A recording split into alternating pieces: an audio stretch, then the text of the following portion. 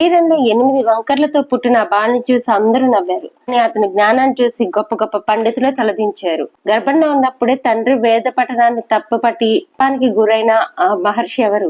ప్రేమించిన అమ్మాయి ముందు గొప్ప అప్సరసులు కూడా ఆమె కాలి గోటికి కూడా పనికిరారు అని చెప్పిన గొప్ప ప్రేమికుడు ఎవరు?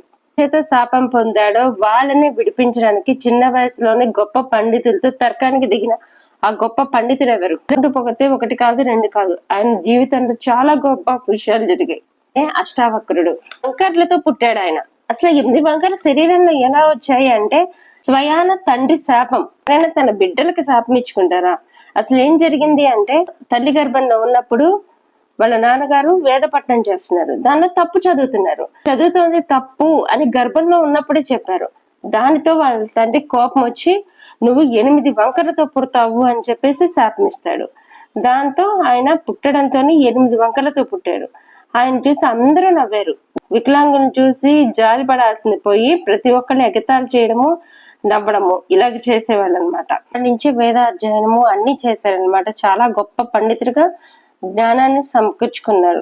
చిన్న వయసులో ఒక విషయం జరిగింది. మహారాజు దగ్గర బందీ అని పండితుడు ఉండేవాడు. ఆయన ప్రతి పండితుడిని తన వాదంతో ఓడించేసి నీళ్ళలో తోసేసేవాడు అనమాట.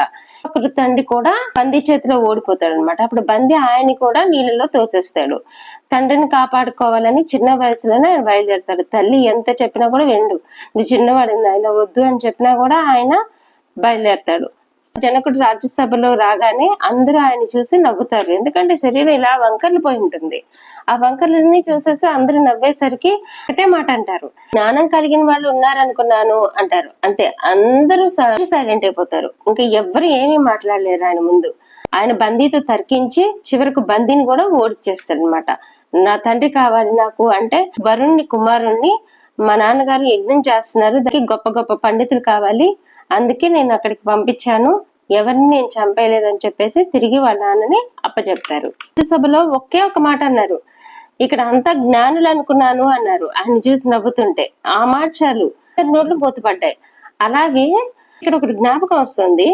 వివేకానందుల వారు అమెరికాలో ఉన్నప్పుడు చర్చించేవాళ్ళు కదా.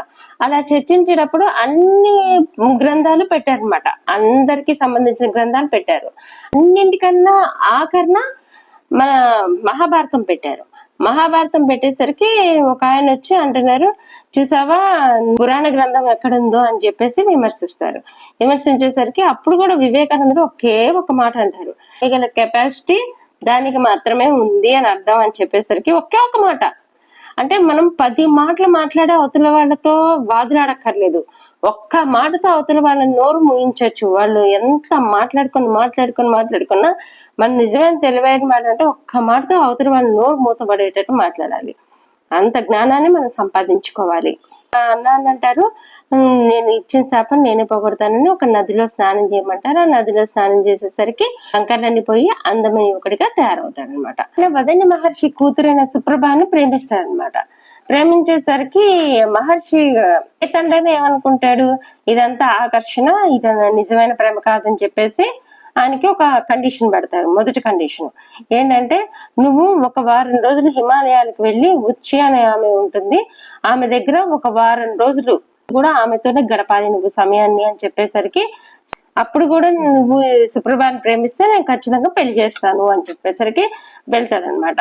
వెళ్ళేసరికి సుప్రభ ఎదురు చూస్తూ ఉంటుంది. వెళ్తాడు. వెళ్ళేసరికి ఇంకా ఆమెతో వారం రోజులు పగలు రాత్రి 2 గడుపుతాడు అనమాట. గడిపి కానీ ఆమెని చాలా గౌరవంగా, ఆమె చాలా అందగత్తె, గౌరవనీయమైన స్థానంలోనే ఉంచి ఒక తల్లిలాగే చూసుకున్నాడని కానీ ఏ క్షణమైనా ఆయన మనసులో ఒక చిన్న ఆకర్షణ కూడా ఆమె మీద కలగలేదన్నమాట. చివరికి ఇంక వారం రోజులు అయిపోయిన తర్వాత సుప్రభ దగ్గరికి వస్తాడు. అప్పుడు సుప్రభకి అష్టావకరుడికి పెళ్లి చేద్దాం అనుకుంటాడు. కానీ చేసే ముందు ఇంకో కండిషన్ కూడా పెడతాడు.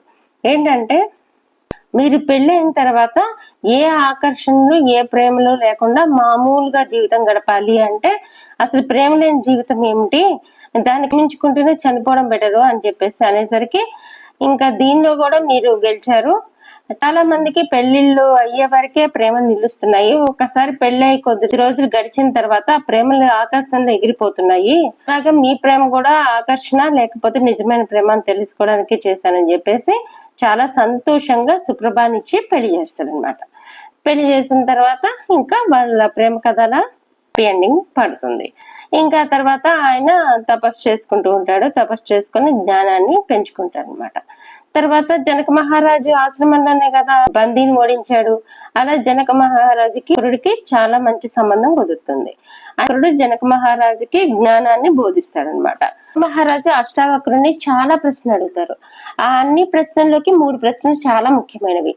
అసలు జ్ఞానం ఎలా పొందాలి, ముక్తి అంటే ఏంటి, మనిషికి వైరాగ్యం ఎప్పుడు కలుగుతుంది, వీటికి చక్కటి సమాధానం ఇస్తారు అష్టావక్రుడు. నేను నేను అని అనుకుంటూ ఉంటావే, ఆ నేను అనేది తీసేస్తే నీ జ్ఞానం పొందుతావు అని చెప్పేసి అంటాడనమాట.